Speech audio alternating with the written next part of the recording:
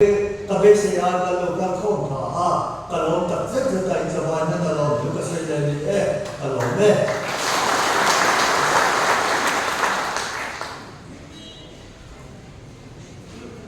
kan khol ya ton ya kan lo me mi soi soi son ni lo ataka remna sai na dura kepe tu singami kan ram le nam party ta mi pathum chok an fe chu ko tel zel abula tama to thema he na pong zoa tel ren na sai za ko tel ve ge thu soi ta ngai tha van nei india mu kan van ne ni voi na nia mizoram district of puida kan pu thu soi a chiang rem na kong zoa atir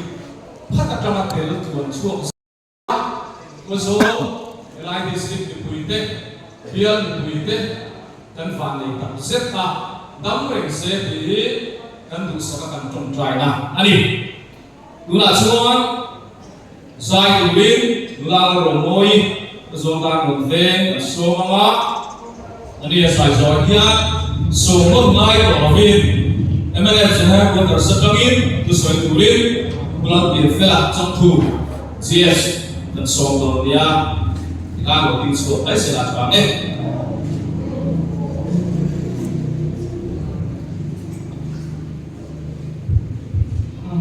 Sikom le zai le nak tilang sang.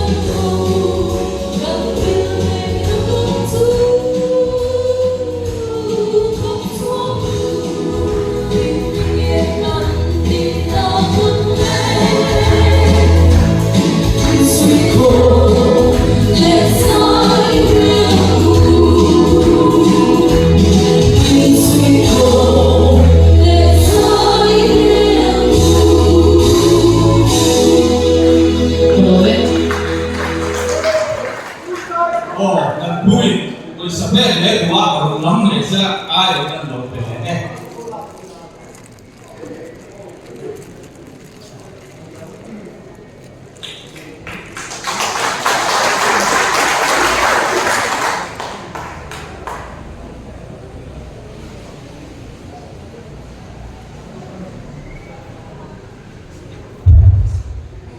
Bố chen về lệ với là căn khu liền bố tôn thì là National Council Core Committee National Core Committee MLA phát căn khu thứ ba Elaya Abikin Khosol District MLA Party thế chuan pa anga kan để General Headquarters sako kan pa ber kan thi thei tu te le tui chang sarpaka kan huai tu te in lengteng constituency lama kan party huai tu te in pamra le XMLA kan huai tu te martar family te dekhrai local khom zong zong te abikin che bai kan bu chewa Khazol Zone VC huai tu te MOP Khazol District huai tu te le MZP Khazol Headquarters kan huai tu te hoina impel kan tu te ya MNF General Headquarters begin rom tu kan sui ko kadi ke hi General Secretary pati kan lokala ado pangso le senior so kadi a senior so lai district changtu po saite a azong le sia anin naging siro mintia min hantita ka chuan sui chu le se bok sia alo